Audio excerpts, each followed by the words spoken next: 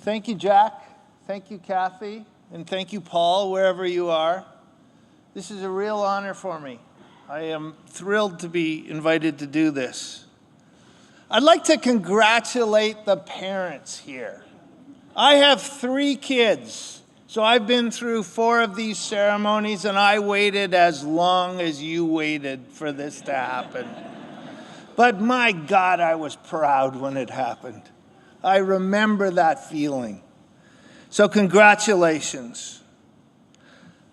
I'd really like to congratulate the graduates.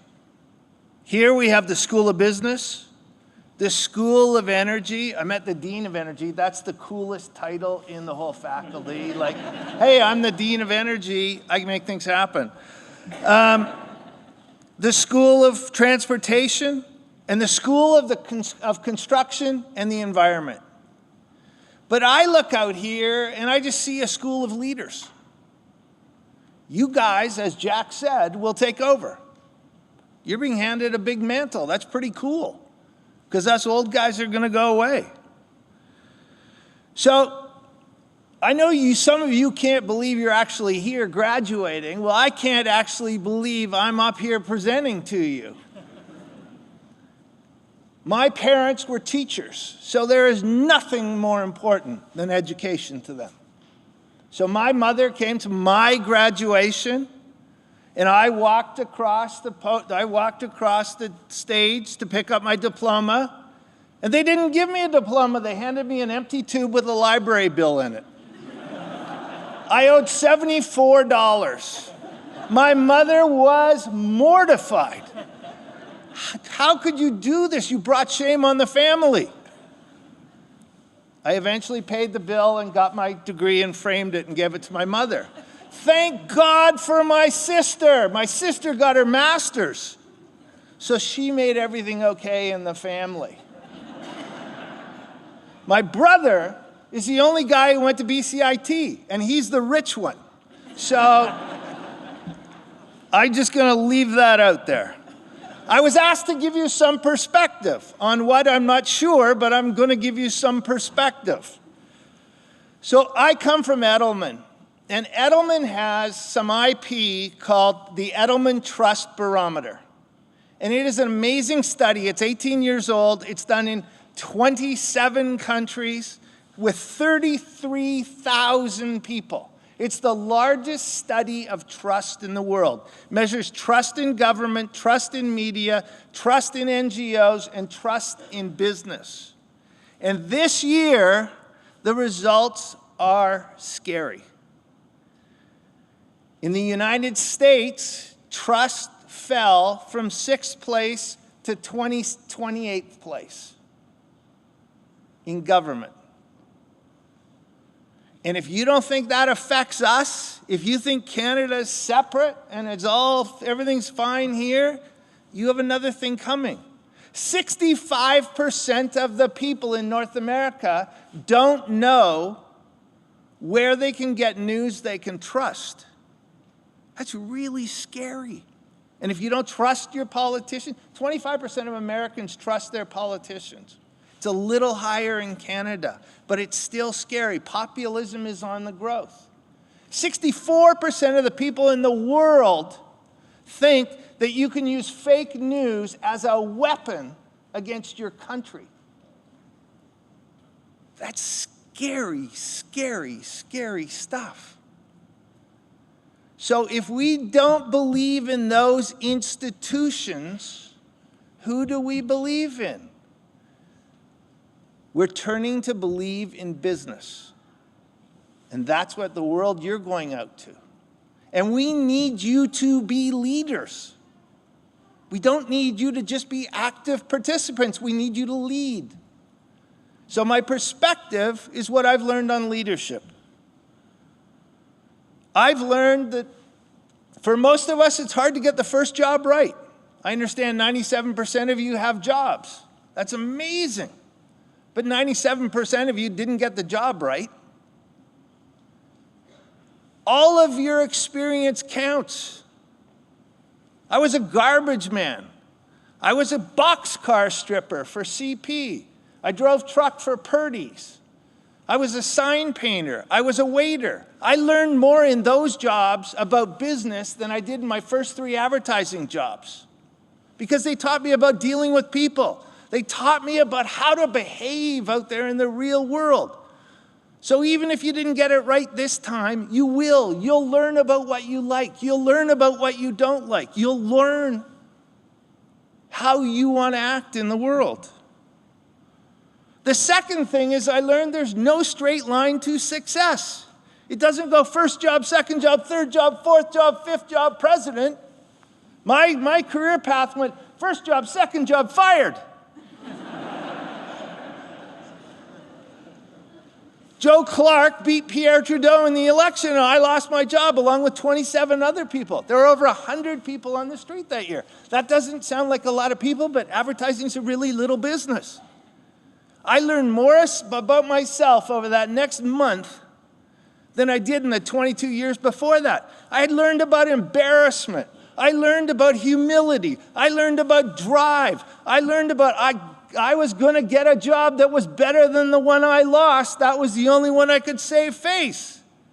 So I lost a job that paid me $12,000 a year, and I got a new job that paid me $17,000 a year. So I won. But that taught me so much. And it taught me what was happening when I had to let go people. It taught me a ton about business. I've learned that there is only one rule, and that's the golden rule. If you walk into a company and it's got its values posted on behind the reception desk, turn around and leave. The chances are they need to tell you their values because they don't know what they are. You need to treat people like you want to be treated. Be good people. Lead well. We have hit our quota of jerks. We don't need any more. I have learned that you learn more from failure than you do from success. I enjoyed success way, way more. But you learn from failure. For me, I was a brilliant CEO. I was in my 19th year of running ad agencies, and I decided I could run anything. I wanted to go run a magazine company because I was perfectly trained for it. I had no experience. I got the job. I started in 2008. Do you know what happened to magazine companies in 2008? They went off a cliff. Sales went down 13% my first month. They went down 13% my second month. I had the thrill of laying off 180 people. It was awful. And then they came to me at the end of the year and said, guess what? You don't have a job anymore. We're giving it to the president's son. But they were a good company, and they offered me a chance to go run digital publishing. And I thought, it's 2009, there are no jobs. Maybe I should do that.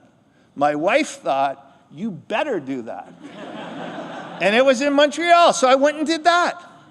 I learned how to work with people who English isn't their first language. I learned how to run a business I had no understanding of. Turns out nobody else had any understanding of it either. But the experience was phenomenal, and I wouldn't be in the job I am today if I hadn't done that job. And yet the path looks like this. So it really does change. I've learned always have a side hustle. They used to tell you that's a bad thing. It's a good thing. You are really, really boring if all you do is work. I am an artist. I do bronze sculpting. I sell art to people who aren't my parents. I make enough money through shows and exhibitions to feed a small cat. I don't like cats, but if I did, I could feed a small cat. But that's a different world for me. I get to be around artists. Artists are cool people. They do not care what I do in the business world. They don't care. They want to talk about art. So when my business world isn't going so good, My art world saves me. It's good for my soul, so have a side hustle. I have not learned not to worry. I come from a family of Olympian worriers. They should be in Seoul right now.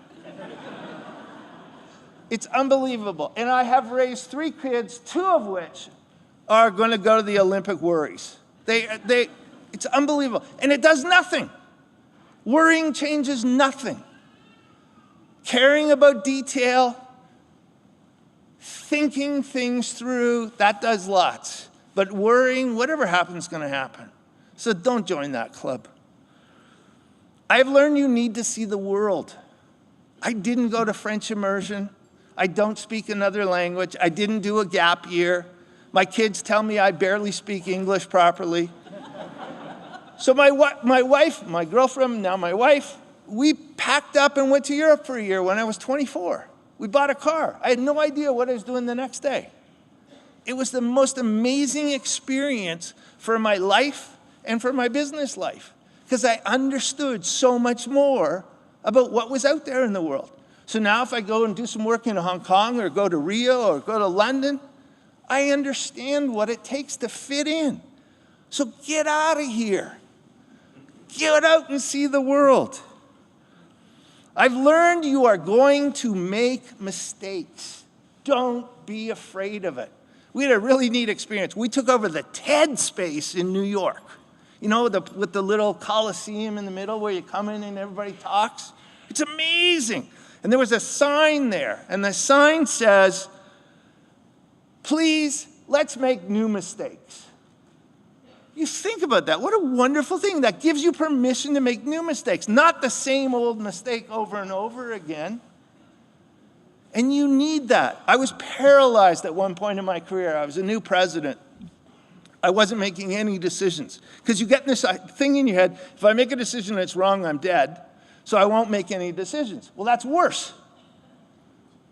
So this guy comes up and he says, Clinton, you're going to screw up, so screw up quickly. And that was the most amazing advice I ever got, because it gave me permission. It let me off the hook and I could do my job. And lastly, to wrap it all up, this is going to seem really obvious to you now, but it's not going to be so obvious in 10 years or 20 years or 30 years. Never stop being a student. Right now, you want to stop being students. But the mindset, students listen. Students have empathy. Students are curious. All of the things you need in the world to be successful and to be a successful leader. The guy who runs our company, Richard Edelman, is a really smart guy. He runs the largest communications company in the world. He is super driven. He is super well connected. But more than anything else, he is a student. He absorbs everything. He asks you so many questions, you are exhausted after an hour with him. But I think that's why he's so successful. I think that's why he's such a powerful leader. So you don't need my wishes, but I wish for you the best. Get out there and lead. There's not enough people doing it. Don't be jerks. Be good people. Take care of us. We need it. Thank you.